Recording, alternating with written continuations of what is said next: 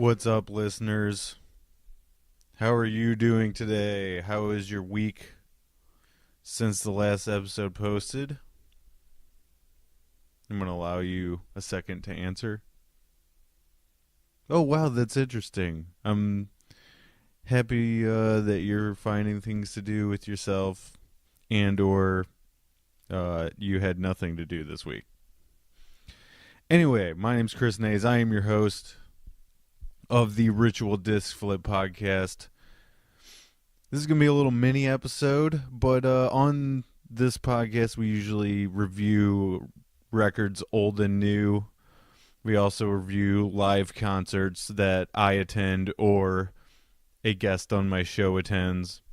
And every episode I will have a guest on. And we discuss records, we talk about music in general, a life in a music lover's experience. And I'm also a drummer. I have a little bit of experience in the musician field. So anyway, we've had a steady rise in listenership recently, and I got to thank the boys at Metal Up Your Podcast for that, of course. I think they had a direct effect on attracting listeners to the show. And on this episode, I want to kind of take some time to directly address some of the comments and stuff from listeners I've gotten on social media recently. But I also want to take some time right up top to talk about my week. I had another short work week this week. I've been taking a lot of vacation to go to shows and stuff like that. As you guys have heard, I went to Metallica. And I had a gig with my band Tape History this weekend I want to talk about a little bit.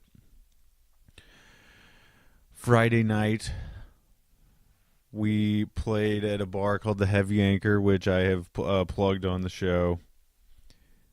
And it was maybe the most interesting, eclectic group of bands that I've ever played alongside. We actually were the show openers.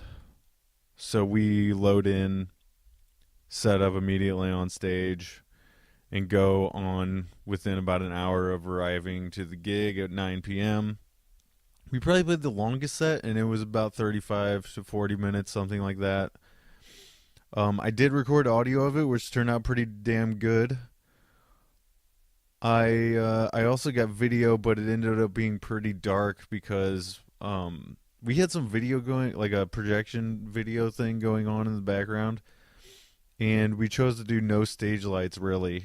A little bit, but it was fairly dark, so when we tried lightening up the video, it didn't really work out. So I don't know if you're going to see any of that, but the audio might surface at some point. Anyway, the bands we played alongside. Second band, the band after us, was called Incog Weirdo, and it was a duo with a ukulele player and a bass player. It was very interesting. Not really my thing, but certainly we're checking out Incog Weirdo. Next, we had a synth solo act, which was crazy because his name's Eric Hall, and he set up his synth on the audience floor facing the stage, and then again the projection screen was on stage. There was no stage lights whatsoever. It's completely dark besides the projection screen stuff. I was super into it. He got really weird with it, basically just using a synth hooked to a computer and looping it. And then Key Grip played, which my guitarist Jarrett Green has a history with, and this was actually the first time he ever saw them and wasn't participating. But it's an improv group, about a 6 or 7 piece band. They had actually like an electric violin player, a couple of synth players going on, a drummer. It was really interesting. certainly worth checking out. Key Grip, and I don't know if they have any music online, but I know Eric Hall does. He posted his live set almost immediately after the show. So anyway, yeah, a history of playing in metal bands and stuff, and I never really got to play alongside pseudo progressive bands. And I just really enjoyed the, like I said earlier, the eclectic sort of quality of that. Came as an unexpected surprise and absolutely loved it. So on to the next uh, thing. I guess we're gonna go back to concentrating on recording. We're hopefully gonna get that squared away. Trying to work on recording drums right now, and that's um, a big hurdle. I don't really know what path we're gonna take yet. We're still sort of like dipping our feet in the water with it, so we'll see what happens. Keep an eye out for any further information on that. But let's get to sort of addressing the social media stuff, and after that I will tease what will be coming up next on Ritual Disc Flips. So, as I said earlier, got to thank the Metal Up Your Podcast boys. My Metal Tales episode from KC, an interview with Clint Wells, went up Monday before last, along with 3 other Metal Tales episodes from 3 other Metallica gigs. And what was interesting is I listened to all those 3 the night they dropped. I did not listen to mine. I kind of dipped in a little bit later just to see how the sound quality sounded, but I had the conversation, so why do I need to listen to it again? Everybody was sort of buzzing about the gig that I went to, so I really enjoyed that. Like, I thought that I still am extremely grateful and lucky that I was at the show I was at. Some other shows have happened. A few other shows happened since then that had equally awesome set lists, and that's information worth looking up on your own if you follow the band as closely as I do, and like to nerd out about Metallica, the mighty Metallica.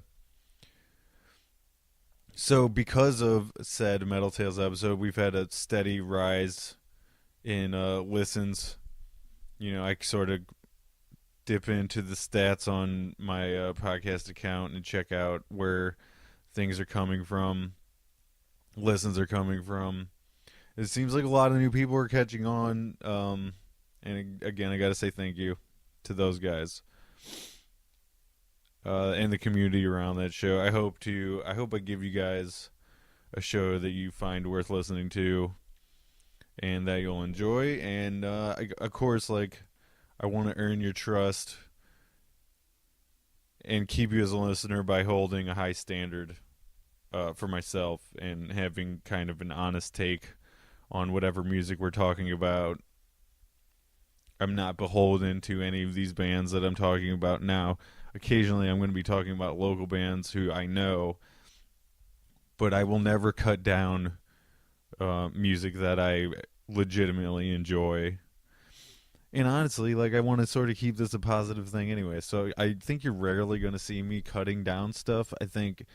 But I will sometimes have an honest, critical take. I think you heard a little bit of that on the Tranquil episode. There's no sense in just saying one thing about a record anyway. Like, you need to have a varied sort of point of view on it. You need to take in different perspectives on what the record means to people and what it means in the context of the time. So all of that are factors that I take in. But anyway, I want to earn you guys' trust and hopefully keep you coming back for more. We're not going to be just talking about metal, though, so I know that's going to push some people away, but I feel like you should just take a chance on some of the stuff we're going to talk about. As I will be, because there's going to be records that I'm going to talk about that I didn't listen to until my guest wanted to. That's a hint for stuff that's coming up very soon. So let's sort of talk about some people who specifically responded to me on social media. How about that? First, we have a listener named David Bill. Uh, he is on Twitter at DSBill. He messaged me and said, Chris, really enjoyed your Metal Tales episode. We'll check out your new podcast as well. Thank you, David. I was at the same show in 2000 at Gateway. He's referring to the Gateway Raceway show from July 2000 that Metallica played with Korn and Kid Rock and System. Yeah, Dave, thanks for checking out the Metal Up Your Podcast, Metal Tales episode. And I was hoping people from St. Louis would listen to it because I feel like we have a shared experience. And even though we were both at the same show, maybe we have different perspectives. And he said he posted a picture of his ticket from that day.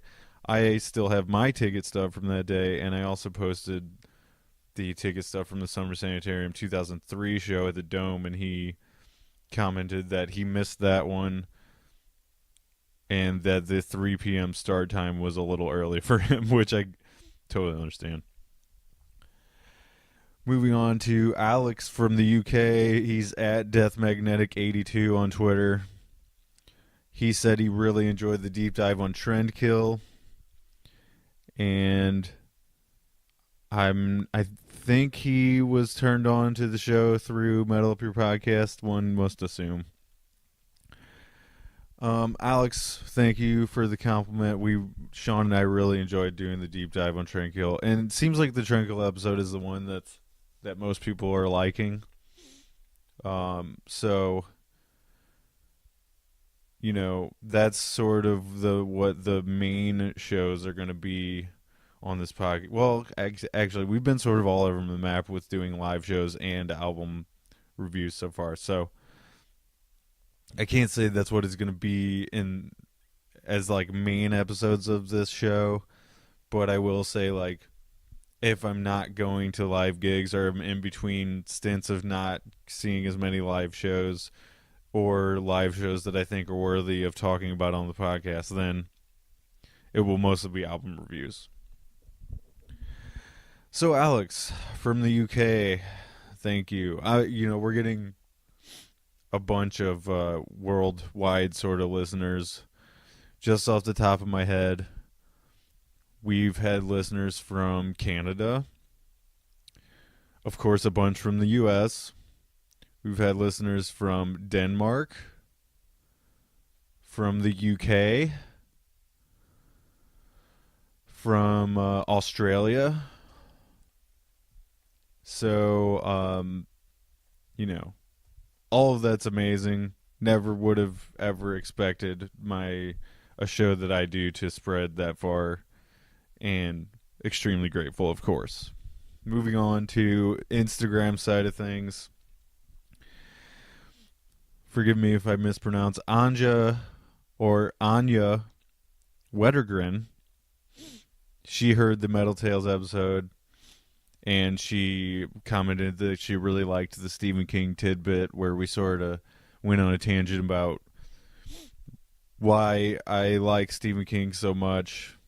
And I recommended her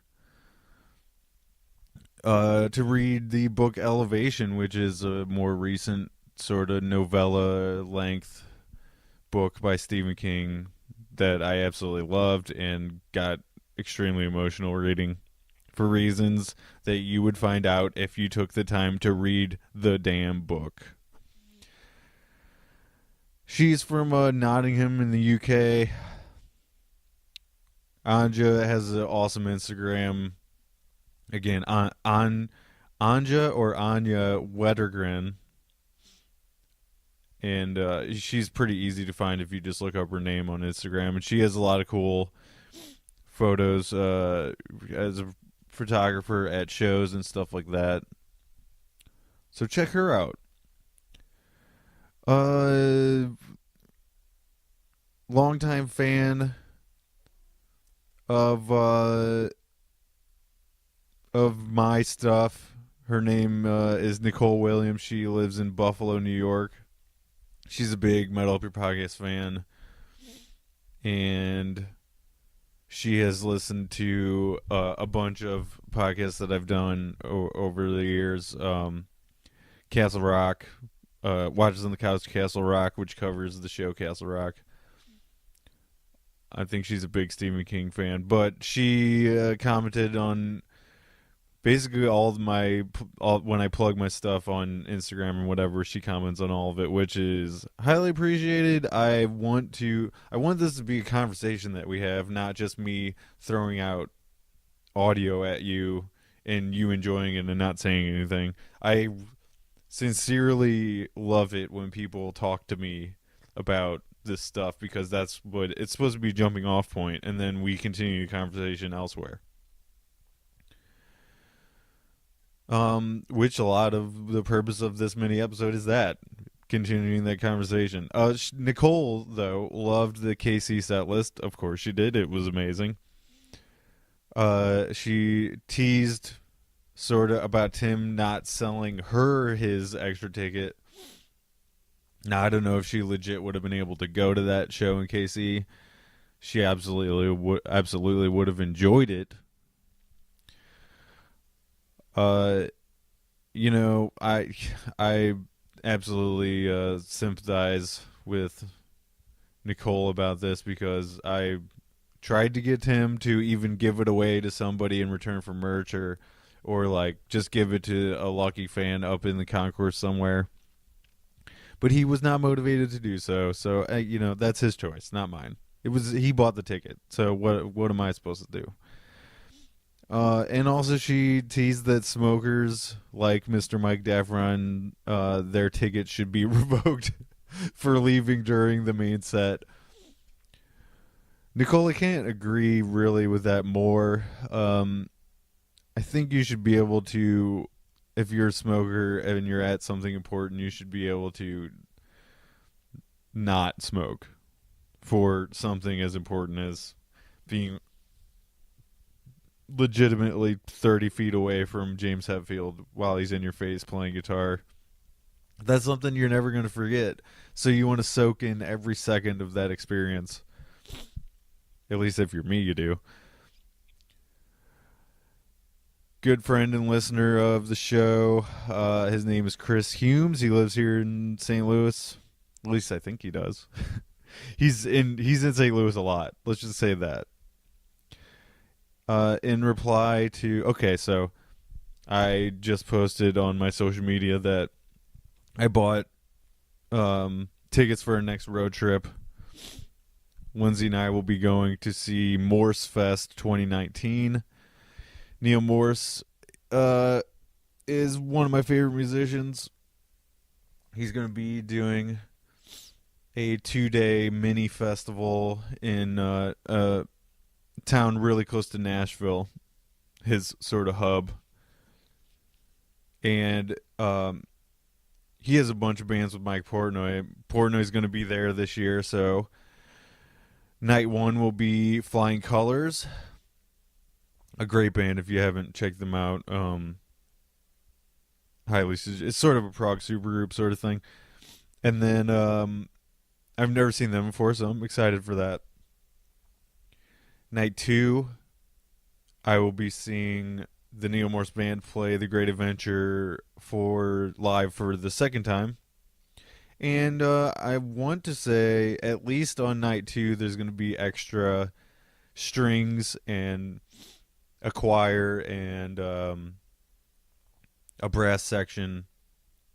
So all of that stuff adds to the experience, and we're going to be, until the DVD of it comes out, we'll be the only people who get to see it that way. So with Nashville only being a few hours away, 4 or 5, I feel like it's worth it. I always want to have something to look forward to like that on my schedule. Like, down the line, I know I'm going to be going to this show. We just got past the Metallica thing. That was something that had been on my schedule for like a year. Now I want to see something amazing again. So we officially have booked our first Morse Fest, which I'm very excited about. It's a thing they've been doing for quite a while. Anyway, back to Chris Humes. He replied to my post about Morse Fest, and he said he's tried over and over, but he can't get into Prague.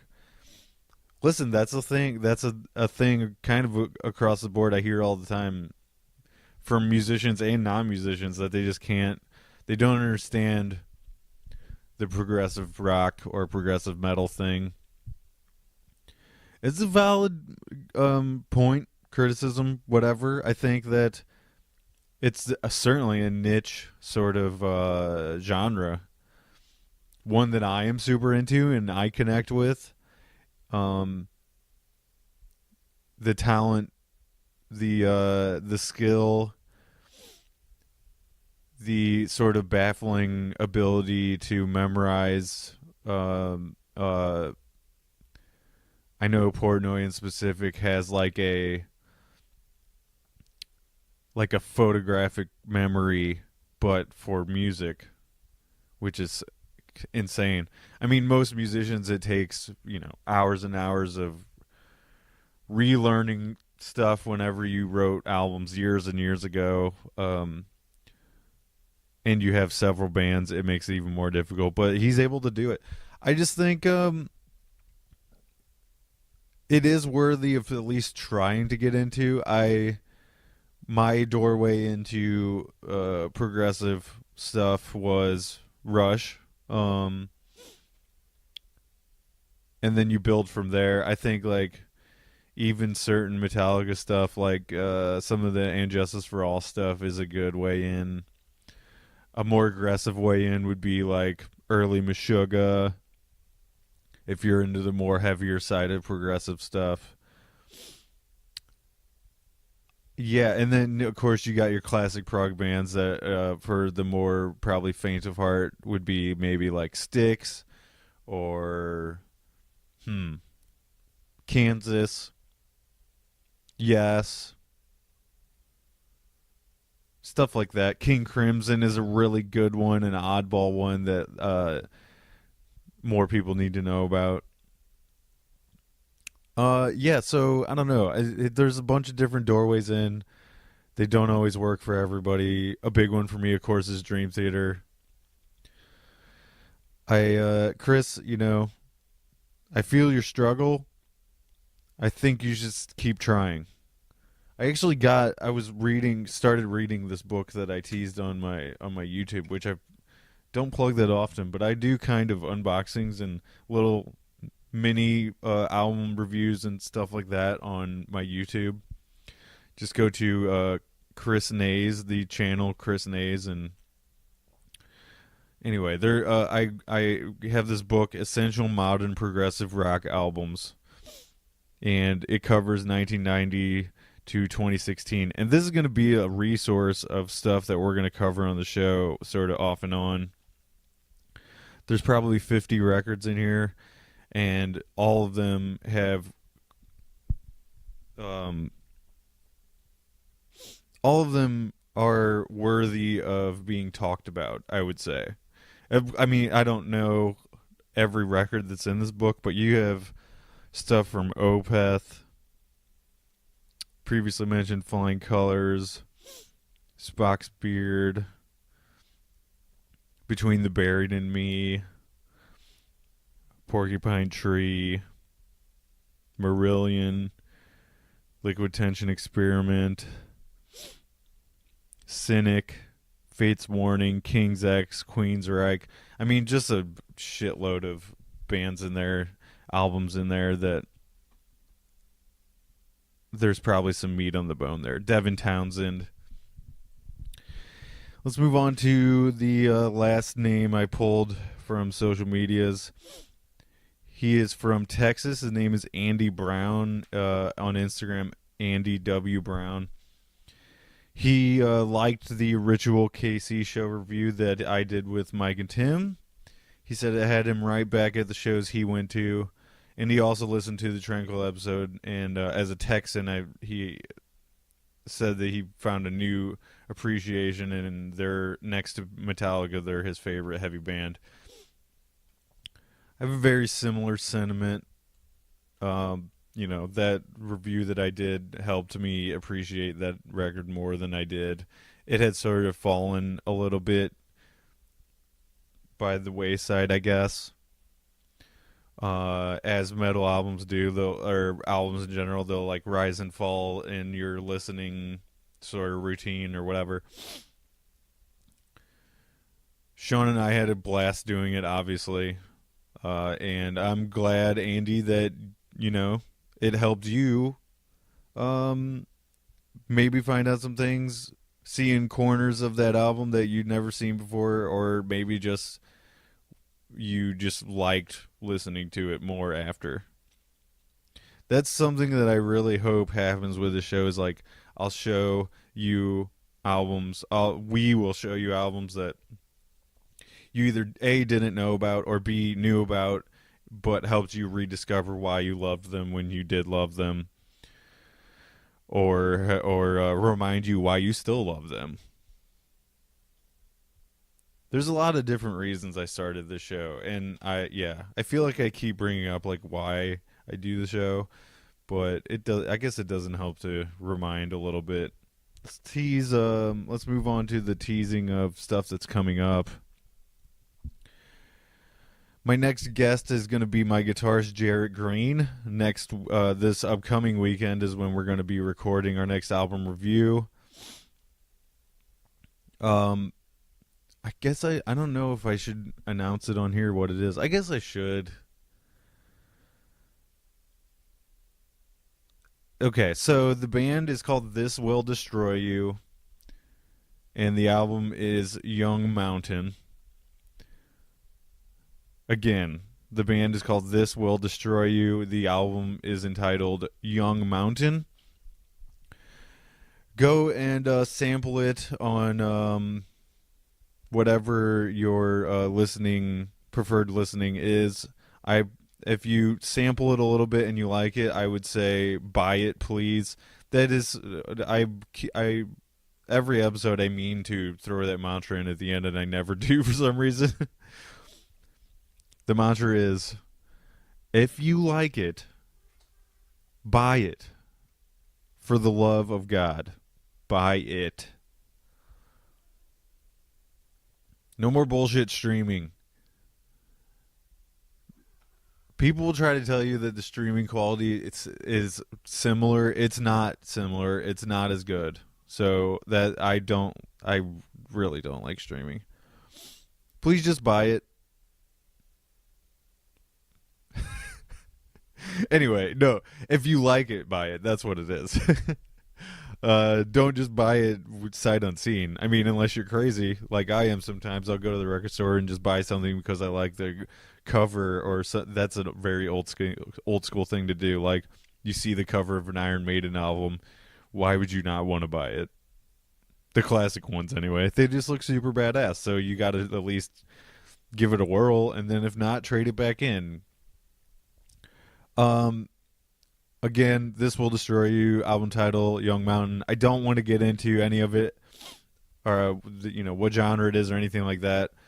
Just go and sample it, see what you think, and revisit us for our discussion of it. And maybe if you didn't necessarily like it that much, maybe we give you reasons to, or embolden you even further to not like it.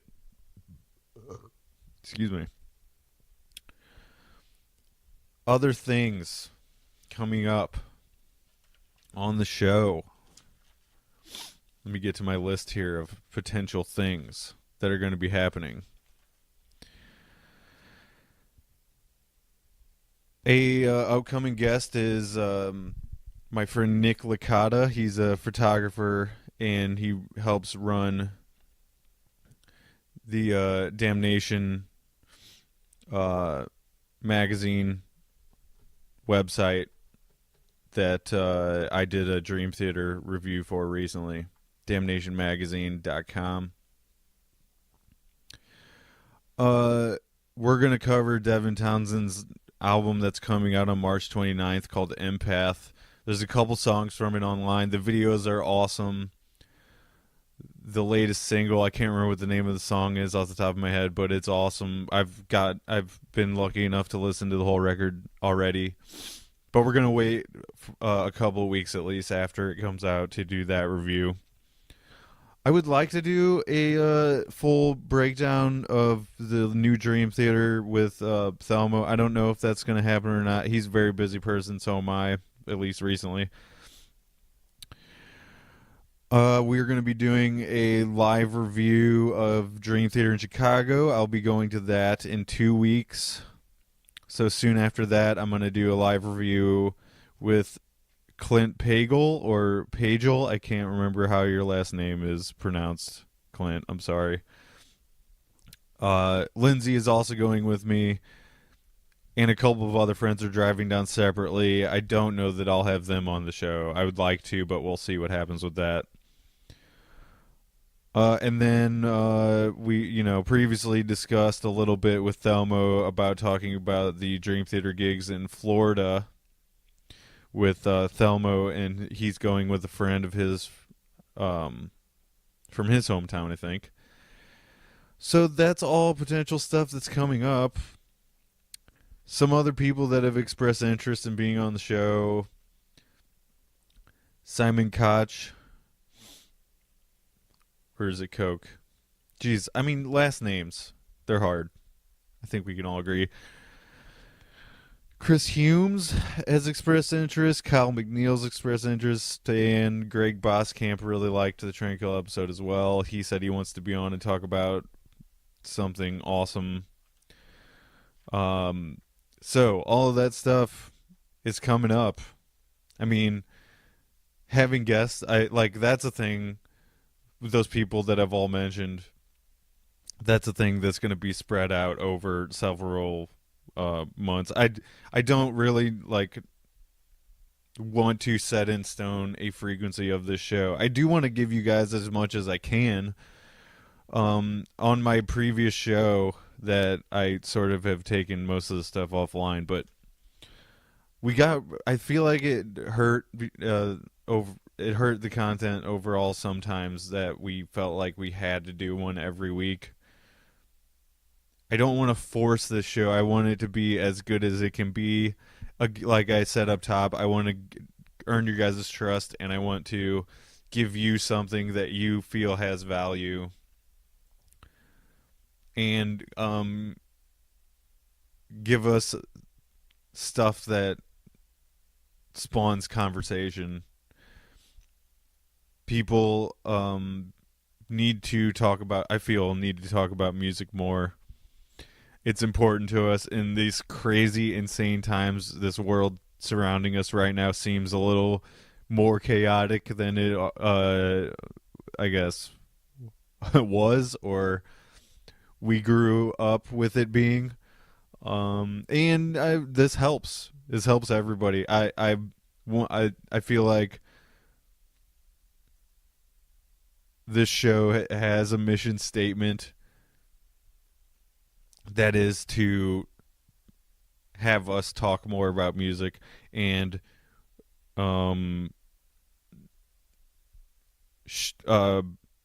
strengthen its value in all of your guys' lives and mine.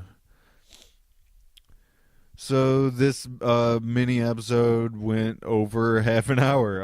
I guess it's a little bit more than a mini episode.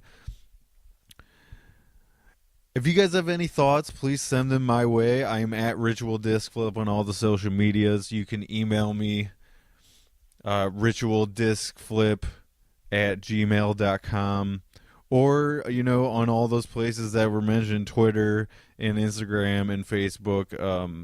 I'm there, so you can message me anytime that you want to with any thoughts. Check out our Facebook group, the Ritual Disc Flip Listeners Group. Very easy to find in the search bar. And check out YouTube that I talked about earlier, Chris Nays, the channel Chris Nays.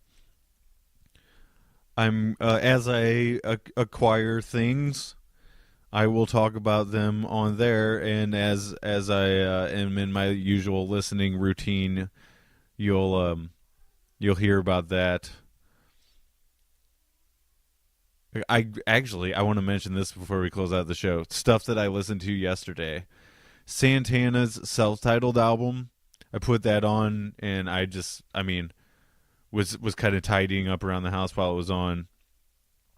Love that record. The drumming on Santana's albums, kind of across the board, are amazing. I'm a vaguely a fan. I wouldn't even call myself really like that big of a fan, but I just think he's amazing at what he did and what he does. I don't know the recent history of that band. Immediately after that, I listened to Meshuggah's Contradictions Collapse, a vinyl. These are both on vinyl, by the way. Um, a double disc vinyl re-release that they just put out this past year, the end of last year. They've been re-releasing all of their back catalog through Nuclear Blast. It's awesome. I highly recommend trying to pick those vinyl up. They sound better than I remember those records sounding. Especially Contradictions Collapse. If you're into I would say Justice for All, Metallica's Justice, at least dip in and check out Contradictions Collapse by Meshuggah. The vocals are completely different. It's more of a screaming percussive thing, but it's certainly worth checking out. I love it. I fell in love with that record in probably like 2002 ish, several years after it was released. But amazing. Really, I got to see them play some of that stuff a few years ago, when they came through St. Louis, and it was the best, simply the best. So that's what I'm listening to. What are you guys listening to? I want to hear what is on your guys' playlist. What's on your guys' turntables recently? Send me a message anywhere that I just plugged a little bit ago. Love to hear from you. Love and appreciate all of you guys out there in podcast land, in the world, in different countries that I've never been to, maybe never will, depending on if I could save money or not, which I'm not great at, admittedly. If you have an amazing rock and roll show in your neck of the woods, that increases the likelihood that I will be there. I have, even in just the earliest days of this show, I have strengthened my love of music that much more. And, I'm just grateful. You have to just be grateful for all of this stuff that happens to you. When you create positive energy and positive things and push them out into the world, it comes back to you that way. In my experience, anyway. The more you do that anyway, the likelihood is higher that things will come back to you good. So I feel like I'm trying to put something really good out, and I love it when I get it back in whatever way possible. And I feel like maybe I'm rambling now. We're going to close the show. Thank you. See you very soon for the album review of This Will Destroy You's Young Mountain with my guitarist Jared Green. He's not mine exclusively. I feel like it's weird when you say my guitarist, because it's like you are holding ownership of them somehow.